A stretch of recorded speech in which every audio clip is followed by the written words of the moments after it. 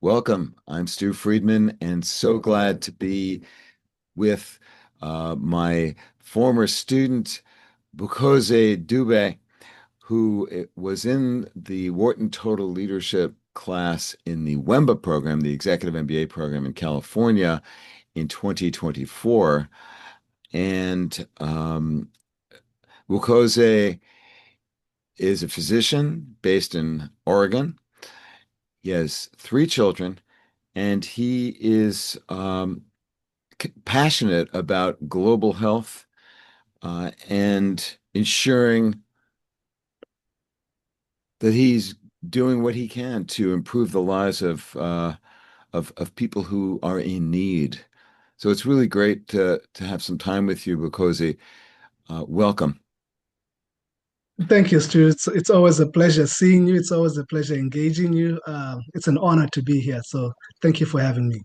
Well, thanks for being a part of this series of conversations that I'm having with former students, people who are members of the Wharton Total Leadership alumni community. What is it, Bukosi, that you are most passionate about these days? So that's a very good question, and it's there's a long answer to it. Um, if I could take you a step back and say what drives me today is Yes. inspired by what happened, I believe, April 2nd, 2002. I was involved in a near fatal car accident that where I ended up spending about 15 or so months in and out of the hospital. So I had a lot of time to reflect. I had a lot of time to think about life was what my life was going to be like going forward. That's when I redoubled my efforts to go to medical school as an international student, and so I looked at that event as I was given a second lease on life, and so your class sort of helped me think about uh, that day and what happened thereafter, um, and also informs what I am passionate about even to this day, which is having been given a second lease on life. I decided to dedicate or to have my volition be the betterment of the human condition, the betterment of others. So, what am I passionate about today? Uh, I'm pa- I'm from Zimbabwe, born and raised. I'm passionate about global health. I'm passionate about um, giving back to the global South. Mm. And and what are you doing to pursue that passion?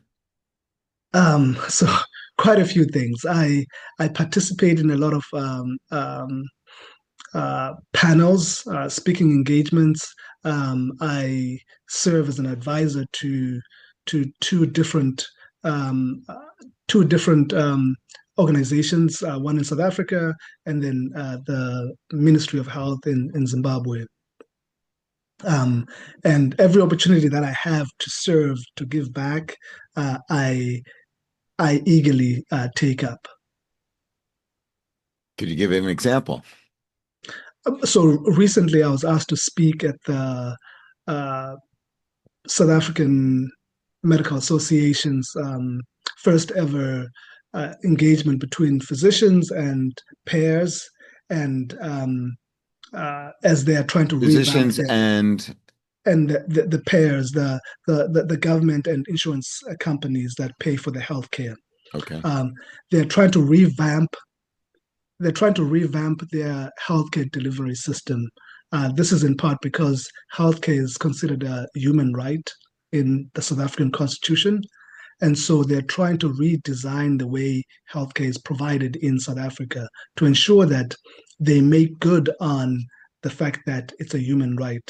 So um, instead of providing fee for service care, they're moving to what's popularly known as value based care, um, doing more with limited resources. Mm. And that work, uh, how does it affect how you how you think about yourself and how you show up in other parts of your life, especially in your family. So I am fortunate enough to have met and married a woman who's also passionate about this. My wife, uh, she's Dr. Dube now, who is, but previously maiden name is Bonner. Um, she studied global vaccine work. She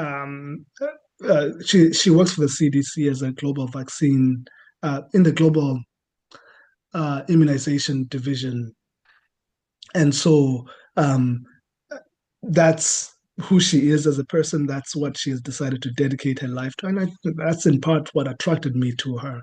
Um, and so there is that synergy between what I am passionate about and what she's passionate about. And as such, the way we have raised our family is such that it's infused and imbued in everything we do and say. At the dinner table, we're constantly talking about the latest articles about global health, about global development, such that our kids know more about that work than the average kid. Yesterday we had friends over who are from Eritrea, and my 14-year-old was talking about the Sharpeville massacre. I Mhm. can tell you that there are not many people in this country who know about the Sharpeville massacre. This is um, during the apartheid days in 1976 when the South African police opened fire on a group of protesters who were peacefully protesting, a group of students actually, in Soweto, in Sharpeville, Soweto. And to hear my 14-year-old talk about it uh, really highlighted the way we have lived our life, how our passions, how who we are as individuals has formed who he sees himself as an Mhm. individual. So talking about that alignment between our work life, our personal lives, Mhm. and our family lives in this case. Um, so, uh, and thank you for that framework, by the way. Well, you naturally embody it in the way in the choices that you have made. But I wonder what your experience at Wharton and perhaps in our class, how that, looking back now, how that has influenced your thinking, your planning, your actions for what's coming next. So uh, just like the conversation we just had, um, uh, from the class, I got a framework to think about how I exist within my different domains and how I interact with those different domains and trying to find as much overlap in those domains um, as possible. I think that's what helps me look at the work that I do and the work as in professionally and my community and myself and my family, Hmm. how there's a lot of overlap and there's a lot of engagement within those domains, and I see it as well with some of my classmates. Our conversations, how we talk about board the boards on which we sit, Hmm. and how that is we're intentional in what we say yes to, so that it aligns with who we are as individuals and what we're doing professionally and personally. That is so beautifully put, and it's heartening to hear you speak about your relationship with your classmates and the kinds of conversations you have about what it means to pursue a life in harmony. Difficult though that pursuit is. Um, as you look to what you're hoping to achieve in the next phase of your life, how would you characterize that, and what support uh, could others provide that could help you in that adventure? Um, there's Ndebele saying that translates to in English it will be when spider webs unite, they can tie up a lion. Hmm. And I'll say it again, when spider webs unite, they can tie up a lion. So this is in recognition of the fact that we are necessarily relational beings. We are necessarily, as human beings, we're relational beings. We're connected to each other. And so when we find those connections, when we can find those complementarities between what we're doing, and how we're serving um, uh, the world is a better place.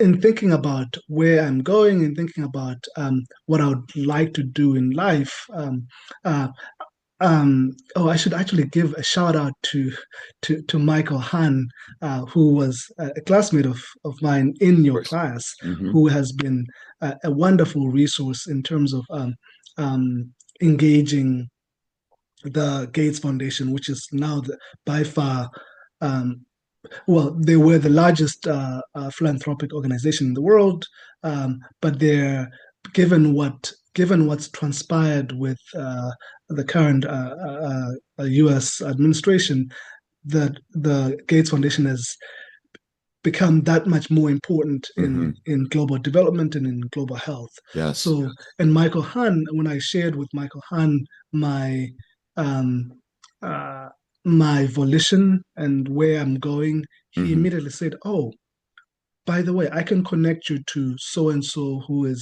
um, who is high up at the Gates Foundation." And sure enough, he did, and that has been a very very fruitful engagement. So I'm grateful to Michael, and I'm grateful to the connection that he has given me. So this is a very good example of. Yes. Um, uh, uh, those domains again being in alignment, and Mhm. the support that we get from each other. Again, when spider webs unite, they can tie up a lion. It's a Mm. big problem that there are big issues that need to be addressed, um, and it is through these engagements that we can address some of these issues. It's a wonderful story, and very glad to hear about that connection with Michael, another wonderful student from your class.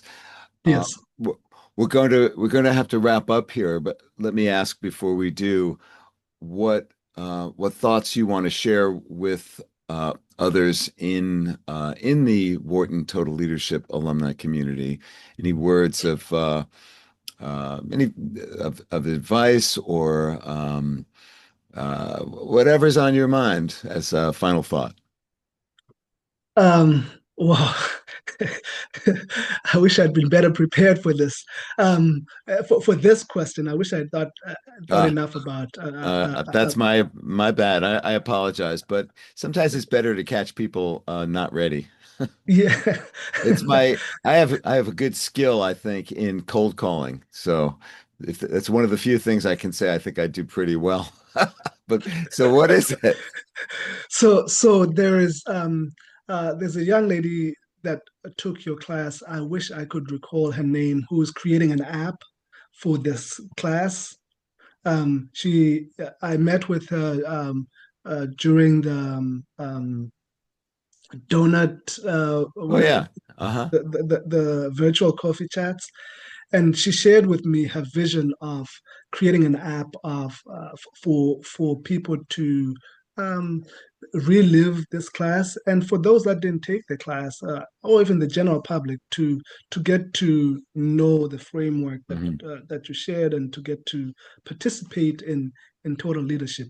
And so it was in talking to this young lady that I realized that, wow, she's creating a powerful tool, um, and I wish this would become more readily available Hmm. to as many people as possible. Hmm. So if there's one thing that I would share is uh, um, uh, if my memory is no longer as sharp as it used to be. So I'm sorry I don't remember her name, but um, engage her and learn more from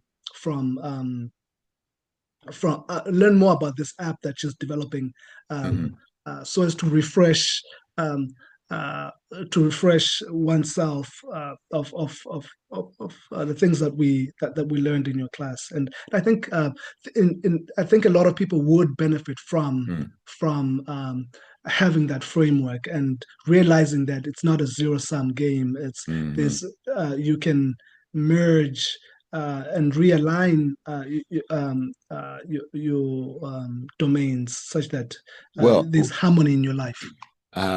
thank you for that word of encouragement. There are a number of initiatives that are now going forward to bring this model to people around the world, including a custom ChatGPT model Ah, that I'm working on with a number of other people. So stay tuned for more on that. Bukhosi, I really appreciate your taking the time from your busy life, your inspiring story of where you've come from and where you're going. It's really a great pleasure to catch up with you, and I appreciate your taking the time to do so. Thank you very much. thank you. It was an honor. It's a pleasure to always connect with you. Thanks, Bukhosi. Thank you.